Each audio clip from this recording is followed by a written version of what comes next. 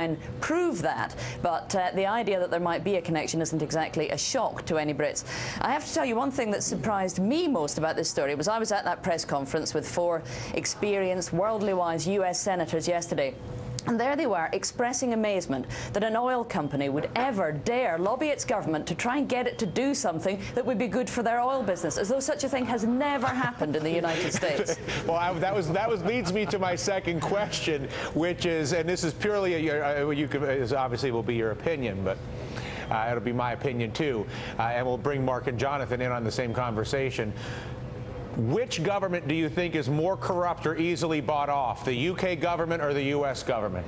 You know, I would never possibly dare comment on something like that. I'm sure both of them are absolutely impeachable. What has happened, of course, in Britain that will make this story interesting is we've had a change of government since this decision was made. So we've got a new statement from our new Prime Minister today saying he always thought that the McGrahy release was a mistake and that he criticised the release at the time. So you might begin to see a bit of a change in Britain, some more criticism of the decision, because we've got new people in place. A British Prime Minister who's coming here to Washington next week. So he's going to want to clear up some of this before he's asked some difficult questions here later on. Jonathan, Mark, you have any questions for Sarah?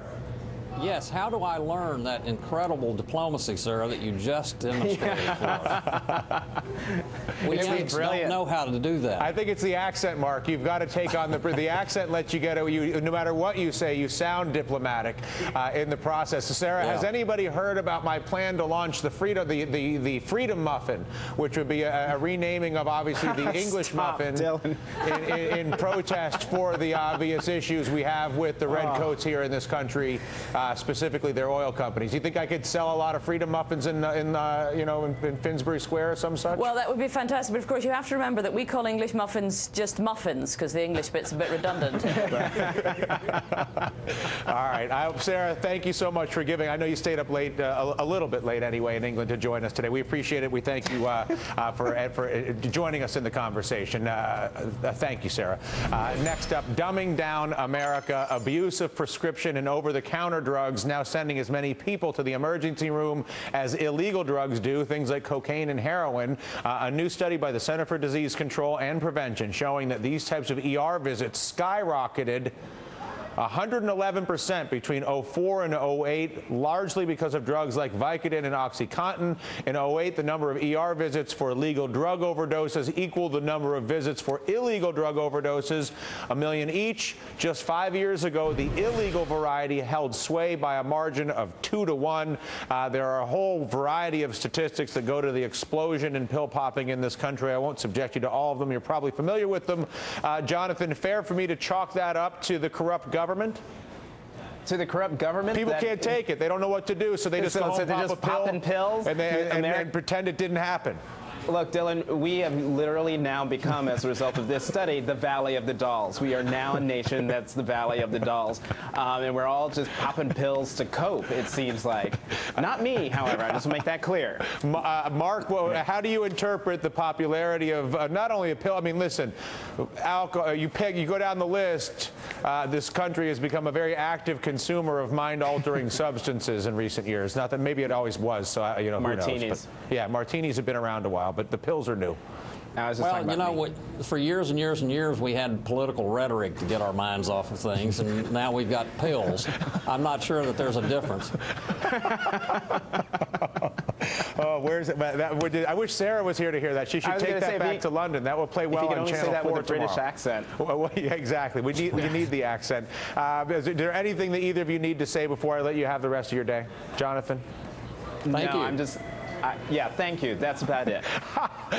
Well, thank you. Thank you both, Mark. Thank you, Jonathan. And again, thanks to Sarah for joining us out of Channel 4. We are still waiting to hear from the president and his remarks on financial reform, Wall Street reform. Passing out of the Senate this afternoon on the way to the president's desk. If you're into giant leverage, hiding risk, conflict of interest, and too big to fail, this is the bill for you. And the president going to talk about it in just a few minutes here. We're back. Oh, actually, we're not. We're not going to break. We're seconds away, I'm told, from the president's comments. You're probably familiar with this. If you're not, though, again, there are a couple of aspects that are worth applauding in the bill. The Consumer Financial Protection Agency is good, although potentially impotent, depending on how it is managed. And the biggest criticism of the bill is even some of the good things. I said I was going to say good things, but even some of the good things, if you will, the derivatives regulation and the like, is all dependent on regulators. Here's the president. With today's vote in the Senate, the United States Congress has now passed a Wall Street reform bill that will bring greater economic security to families and businesses across the country.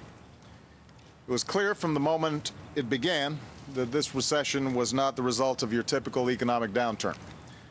It was a result of recklessness and irresponsibility in certain corners of Wall Street that infected the entire economy. Irresponsibility that cost millions of Americans their jobs and millions more their hard-earned savings. It's why businesses can't get credit and why families haven't been able to see appreciation in their home values. In fact, the values of their homes have plummeted. Even before the financial crisis that led to this recession, I spoke on Wall Street about the need for common sense reforms to protect consumers and our economy as a whole. But the crisis came and only underscored the need for the kind of reform the Senate passed today. Reform that will protect consumers when they take out a mortgage or sign up for a credit card. Reform that will prevent the kind of shadowy deals that led to this crisis. Reform that would never again put taxpayers on the hook for Wall Street's mistakes. The reform that Congress passed today will accomplish these goals. It is a bill that was made possible first and foremost by the tireless efforts of Chairman Chris Dodd and Congressman and Chairman Barney Frank, as well as the leadership of Harry Reid and Nancy Pelosi. I am extraordinarily grateful for their determination in the face of a massive lobbying effort from the financial industry, and I'm also grateful for all of the members of Congress who stood on the side of reform, including 3 Republican senators who put politics and partisanship aside today to vote for this bill. The financial industry is central to our nation's ability to grow, to prosper, to compete, and to innovate. This reform will foster that innovation, not hamper it. It's designed to make sure that everyone follows the same set of rules so that firms compete on price and quality, not on tricks and traps. It demands accountability and responsibility from everybody. It provides certainty to everyone, from bankers to farmers to business owners to consumers. And unless your business model depends on cutting corners or bilking your customers, you have nothing to fear from this reform. For all those Americans who are wondering what Wall Street reform means,